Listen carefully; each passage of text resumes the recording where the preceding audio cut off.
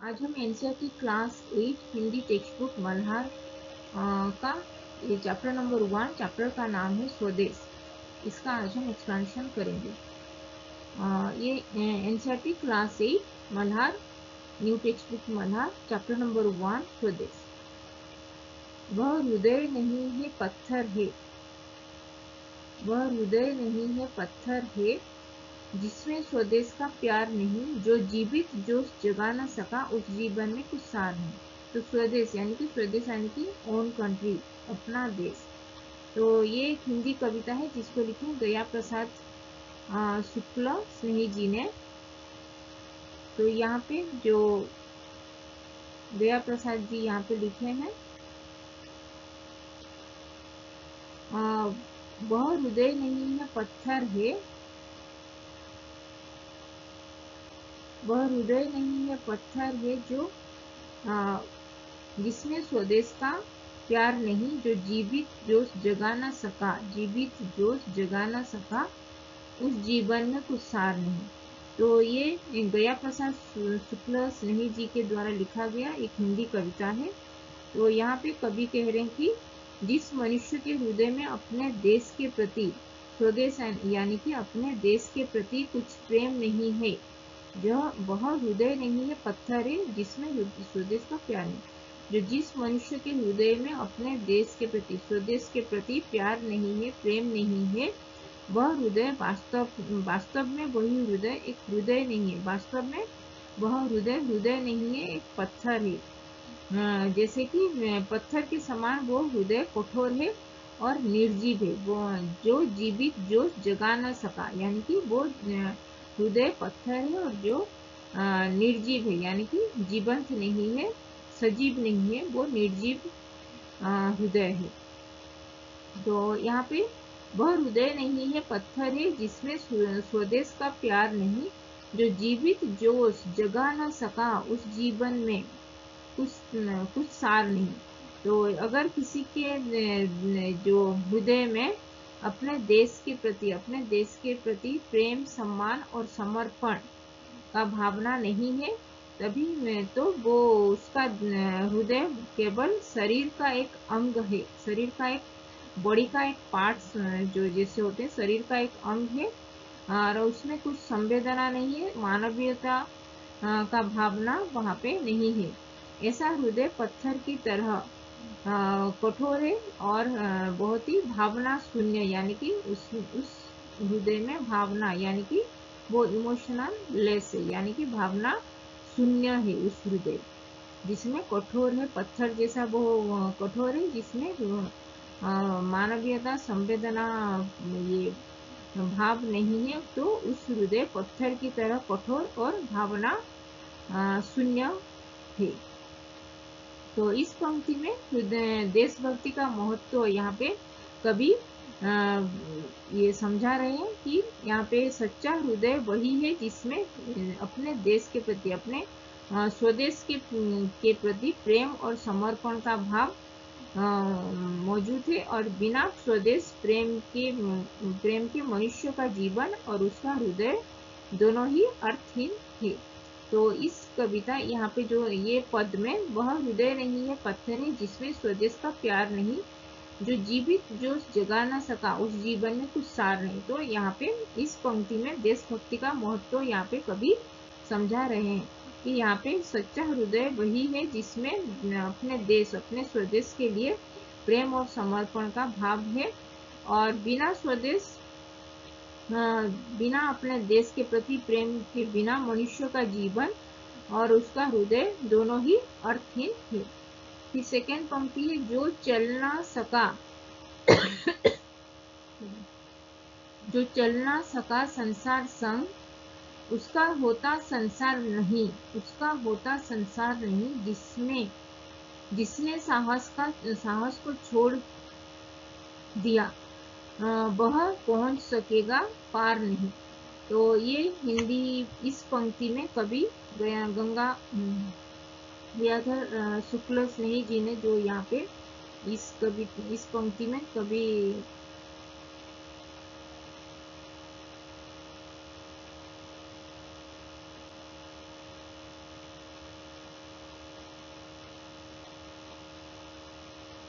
जो चल ना सका संसार संग।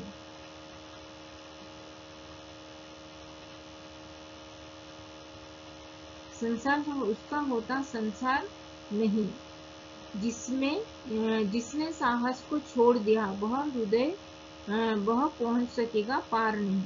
तो इस पद में जो कवि यहाँ पे लिखे हैं, कह रहे हैं कि जो व्यक्ति संसार के साथ कदम से कदम मिलाकर जो चल ना सका संसार संग, उसका होता संसार नहीं।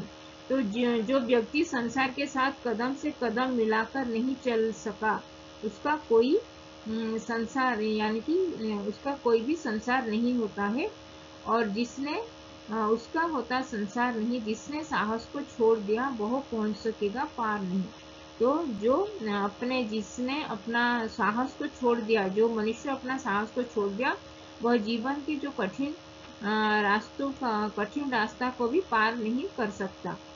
तो यहाँ पे जो मनुष्य समय, परिस्थितियों और समाज के साथ नहीं चल पाता, यानी जो समय के अनुरूप अपने जीवन को नहीं ढल पाता, अपने समय के अनुसार अपने जीवन को नहीं ढाल पाता, उसका जीवन अर्थहीन होता है। और जो व्यक्ति डर कर हिम्मत को खोकर बैठ जाता है, वह जीवन की जिसने साहस को छोड़ दिया वह पहुंच सकेगा पार नहीं। तो जो व्यक्ति अपने डर कर अपने हिम्मत को खोकर बैठ जाता है, वह जीवन की कठिनाइयों को पार नहीं कर सकता, और वह अपने लक्ष्य होता है, जो गोल होता है, उस तक भी पहुंच नहीं सकता। तो इस पंक्ति में जो चल ना सका संसार संग, उसका होता संसार नहीं, जिसने साहस को छोड़ दिया वह पहुंच सकेगा पार नहीं। तो इस पंक्ति में साहस, समय के साथ चलने और संघर्ष करते रहने के लिए यहाँ पे प्रेरणा दे रहा है ये पंक्ति। तो इस पंक्ति में हम सीख रहे हैं कि साहस और समय के साथ चलते रहना चाहिए हमें, और संघर्ष करते रहना चाहिए इस संसार में, अगर हमको जीवित रहना है तो इस पंक्ति से हमको साहस और समय के साथ चलने और संघर्ष करते रहने के लिए प्रेरणा दे रहा है इस पंक्ति। फिर थर्ड पंक्ति है, जिससे न जाति उद्धार हुआ होगा उसका उद्धार नहीं। जो भरा नहीं है भावों से बहती जिससे रस धार नहीं। तो यहाँ पे इस पंक्ति में जिस व्यक्ति ने अपनी जाति, समाज, राष्ट्र का उद्धार नहीं किया, उसका स्वयं उद्धार नहीं हो सकता। और जो व्यक्ति भावनाओं से नहीं भरा है, जिससे रस भरा संवेदनाशीलता नहीं बहती, उसका जीवन निरर्थक है। तो यहाँ पे इस पंक्ति में कवि कह रहे हैं कि जो मनुष्य अपने समाज, जाति या देश के लिए जिससे न जाति उद्धार हुआ होगा उसका उद्धार नहीं। जो भरा नहीं है भावों से बहती जिससे रसधार नहीं। तो यहाँ पे मनुष्य अपने जो समाज, जाति और देश के लिए कुछ अच्छा काम नहीं कर पाया। तो यानी केवल अपने लिए जीता रहा, जिसने न जाति उद्धार होगा उसका उद्धार नहीं। जो भरा नहीं है भावों से बहती जिससे रस भरा नहीं। तो जो मनुष्य अपने समाज, जाति या देश के लिए कुछ नहीं कर पाया, यानी जो केवल अपने लिए ही, खुद के लिए ही जीता रहा, उसका स्वयं का जीवन भी सार्थक नहीं हो सकता। और जिस व्यक्ति के हृदय में भावनाएं नहीं है, जो करुणा, प्रेम और संवेदना और सौंदर्य का महसूस नहीं कर सकता, उसका जीवन सूखा और निरर्थक और मूल्यहीन होता है। तो इस पद में कवि कह रहे हैं कि समाज के लिए योगदान देना और भावनाओं से भरा हुआ जीवन जीना ही असली जीवन है, सच्ची अर्थ में वही मनुष्यता है वही। तो इस पंक्ति में कवि कह रहे हैं कि समाज के लिए योगदान देना और भावनाओं से भरा हुआ जो जीवन जीना ही सच्ची अर्थ में वही मनुष्यता है। तो जिससे न जाति उद्धार होगा उसका उद्धार नहीं। जो भरा नहीं है भावों से, जो भरा नहीं उसके हृदय में भावनाओं, करुणा, ये दया भावना कुछ भी नहीं है, तो बहती जिससे रसधार नहीं। तो जो मनुष्य अपने समाज के लिए योगदान और भावनाओं से भरा योगदान नहीं दे पाया और भावनाओं से भरा नहीं उसका जीवन, तो वो जीवन निरर्थक है। यानी कि समाज के लिए योगदान देना और समाज के लिए भावनाओं से भरा हुआ जीवन ही जीना ही सच्चे मनुष्यता का प्रमाण है। वह हृदय नहीं है पत्थर है जिससे स्वदेश का प्यार नहीं। तो वो जीवन जिस हृदय में अपने देश के लिए प्रेम नहीं है, वह हृदय वास्तव में हृदय नहीं है। यानी कि वह पत्थर, एक पत्थर यानी कि पाषाण पत्थर के भांति पत्थर के समान कठोर हृदय है और वो संवेदनशील हृदय में संवेदनशील नहीं है, संवेदनहीन हृदय है वो। तो जिस व्यक्ति के हृदय में स्वदेश यानी कि अपने हृदय अपने देश के प्रति प्रेम, सम्मान और त्याग की भावना नहीं है, तो उसका हृदय संवेदनहीन है और वह सिर्फ जीवन जी रहा है, लेकिन उसमें कुछ भी भावना नहीं है उसके मन में, उसके जीवन में। और ऐसे मनुष्य का हृदय पत्थर के समान कठोर है और जिसमें ना तो करुणा, प्रेम, प्रेरणा ये नहीं है उसके हृदय में। तो इस पंक्ति में देशभक्ति की महानता यहाँ पे दर्शा रहे हैं और कह रहे हैं कि सच्चा हृदय वही है जिसमें अपने देश, अपने स्वदेश के प्रति प्रेम हो। तो वही हृदय सच्चा हृदय है वो, जहाँ पे अपने देश, स्वदेश के प्रति प्रेम हो। और वही हृदय नहीं है जिसमें पत्थर के समान वो संवेदनहीन हो। वही हृदय संवेदनहीन हृदय है, लेकिन अगर अपने देश के प्रति प्रेम, करुणा, ये दया भाव है समाज के प्रति, तो वही हृदय ही सच्चा हृदय वही है जिसमें अपने देश के लिए प्रेम, समर्पण की भावना हो। तो ये था स्वदेश हिंदी कविता का ये फर्स्ट पेज का एक्सप्लेनेशन। तो यहाँ पे कुछ डाउट है, कुछ कीवर्ड्स का मीनिंग, शब्द के अर्थ जानना है तो कमेंट में लिख सकते हो। थैंक यू, धन्यवाद। Page number 2, NCERT class 8 Malhar new text book, chapter number 1, chapter का नाम है स्वदेश, उसका पेज नंबर 2 पेज का ये एक्सप्लेनेशन। ये स्वदेश एक हिंदी कविता है जिसको लिखे हैं गया प्रसाद शुक्ल स्नेही जी ने। गया, ये है कवि का नाम, गया प्रसाद शुक्ल स्नेही जी के द्वारा लिखा गया स्वदेश हिंदी कविता, एनसीईआरटी क्लास 8 मल्हार। तो यहाँ पे ये पंक्ति दिया गया, जिसकी मिट्टी में उगे बढ़े, जिसकी मिट्टी में, सॉइल में उगे बढ़े, पाया जिसमें दाना पानी, हे माता पिता बंधु जिसमें हम है जिसके राजा रानी।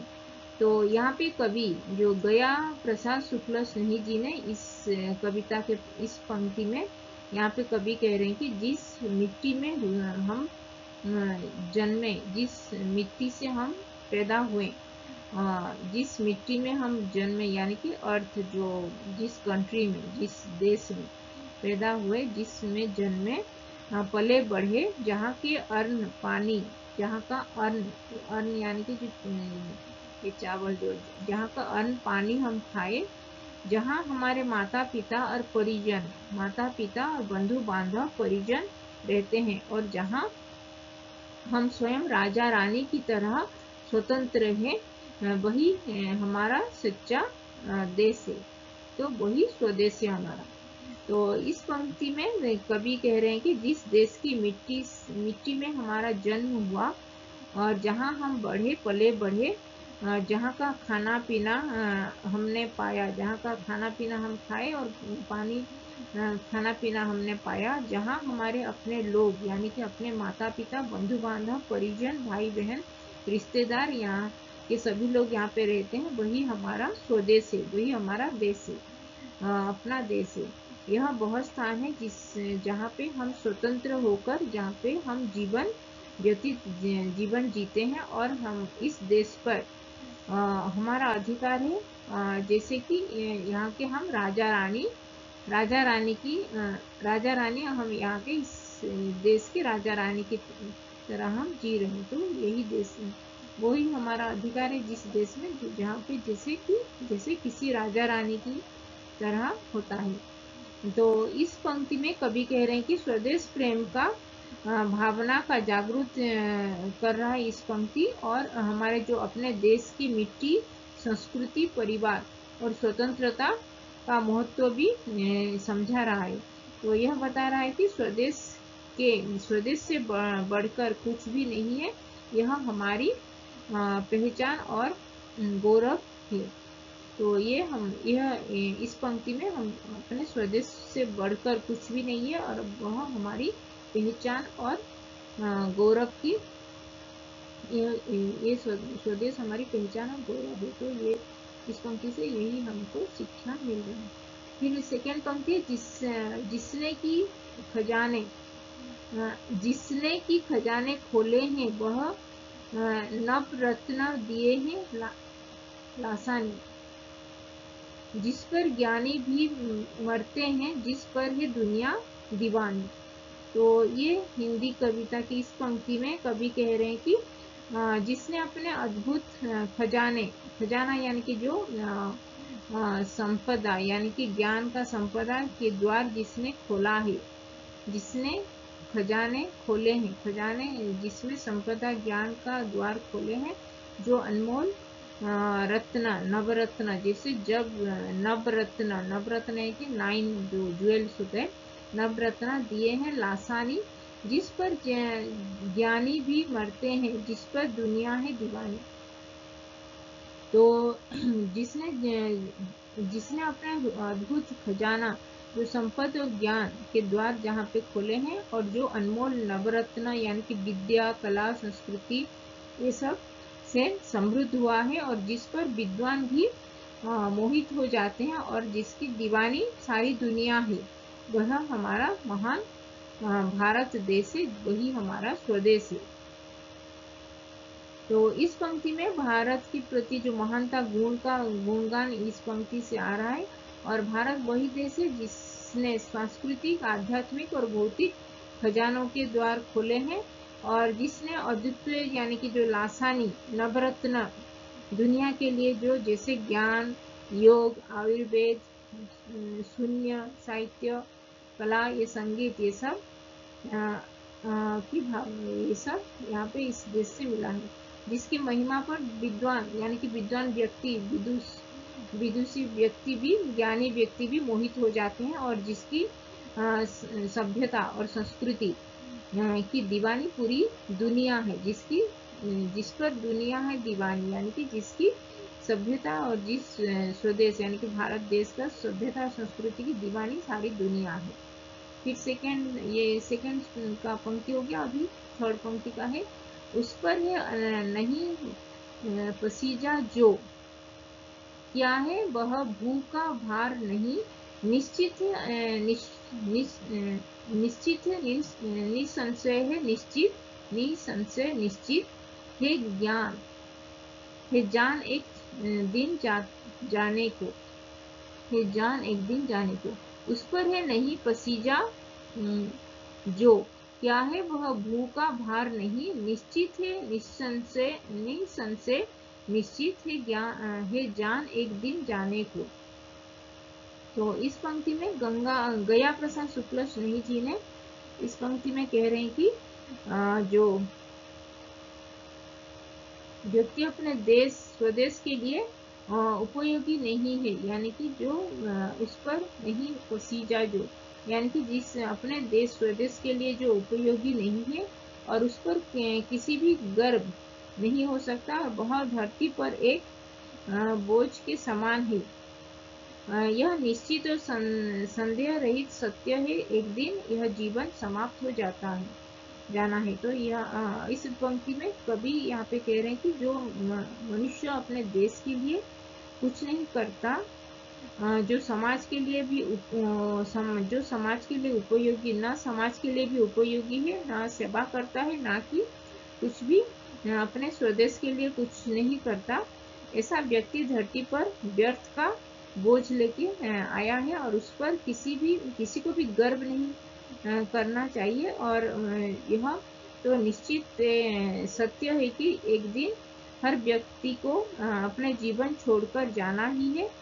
तो क्यों ना इस ऐसी जीवन जिया जाए जो देश और समाज के प्रति वो अच्छा काम करके जाए। तो इस पंक्ति में यहाँ पे सीख रहे हैं कि जीवन क्षणिक होता है, मतलब थोड़े ही क्षणिक है, इसलिए यहाँ ऐसा व्यर्थ नहीं गंवाना चाहिए। देश के लिए कुछ योगदान हमको देना चाहिए और समाज के लिए उपयोगी जो होता है ऐसे ही काम हमको करना चाहिए। जैसे कि समाज के लिए उपयोगी बनना ही जीवन का सार्थक बताता है ये इस पंक्ति से। तो नहीं तो ऐसा जीवन जो कि किसी के काम ना आए, सिर्फ बोझ बनकर रह जाए, ऐसा जीवन अर्थहीन होता है। फिर यहाँ पे ये फोर्थ पंक्ति है, हे काल दीप जलता हरदम, जल जाता है परवानों को, जल जाना है परवानों को, सब कुछ ही अपने हाथों में, क्या तोप नहीं तलवार नहीं।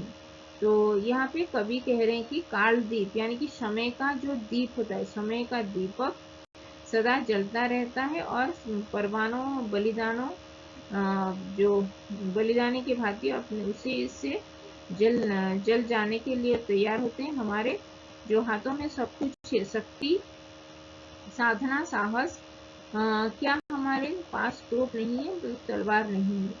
तो यहाँ पे समय लगातार बीत रहा है, कालदीप जैसे जल रहा है दीपक, और जो वीर होता है वो देश के लिए बलिदान देने के लिए तैयार होते हैं, और परवाना जो दीपक जलकर भी ज्ञान के भांति हमको ज्ञान देता रहता है। हमारे पास तो ऐसे ही शक्ति और साधन दोनों ही है, हमारे हाथों में ताकत है, और हमारे पास जो हथियार है वो तोप है और तलवार है। तो यानी देश को बचाने और कुछ भी कर दिखाने के लिए सारी क्षमता हमारे पास है। तो यहाँ पे इस पंक्ति में साहस, आत्मबल और देशभक्ति का आह्वान करता है। तो यह कह रहा है कि समय बीत रहा है और अब भी जागो, देश के लिए बलिदान देने वाले हमेशा तैयार रहते हैं, और हमारे पास अपने रक्षा करने के लिए बदलाव होता है, जो हमारे पास अपने आप को रक्षा करने के लिए बदलाव लाने के लिए पूरी होना चाहिए, और हमें बस उसे पहचानने और प्रयोग में लेके आने के लिए जरूरत होना है उसको। हे कालदीप जलता हरदम, जल जाना है परवानों को, सब कुछ है अपने हाथों में, क्या तोप नहीं तलवार नहीं। तो वह हृदय नहीं है, पत्थर है, जिसमें स्वदेश का भार नहीं। तो यहाँ पे इस पंक्ति में मनुष्य के हृदय में जो अपने देश के प्रति प्रेम नहीं है, वह हृदय वास्तव में हृदय नहीं है, बल्कि एक पत्थर के भांति कठोर हृदय और निर्जीव हृदय है। अगर किसी के हृदय में संवेदन यानी कि स्वदेश के प्रति, अपने देश के प्रति सम्मान और समर्पण की भावना नहीं है, तो उसका हृदय केवल शरीर का एक अंग है, और उसके हृदय में कोई भी संवेदना यानी कि मानवीयता का भावना नहीं है। ऐसा हृदय पत्थर के समान कठोर होता है और संभावना शून्य होता है। तो इस पंक्ति में देशभक्ति का यहाँ पे महत्व यहाँ पे दर्शा रहा है कि सच्चा हृदय वही है जिसमें अपने देश के लिए प्रेम और समर्पण की भावना हो, और बिना अपने देश के प्रति प्रेम के मनुष्य का जीवन, उसका हृदय दोनों के लिए अर्थहीन होता है। तो ये था स्वदेश, स्वदेश हिंदी कविता जो एनसीईआरटी क्लास 8 चैप्टर नंबर 1 जिसको लिखे गया प्रसाद शुक्ला सिंह जी के द्वारा लिखा गया स्वदेश कविता का ये एक्सप्लेनेशन। यहाँ पे कुछ डाउट है कि यहाँ पे कुछ कीवर्ड्स का अर्थ, शब्द के अर्थ नहीं जान पाए तो कमेंट में लिख सकते हैं। अभी तक चैनल को सब्सक्राइब नहीं किया हो तो हिंदी पाठमाला इस चैनल को सब्सक्राइब कर देना। तो धन्यवाद, थैंक यू।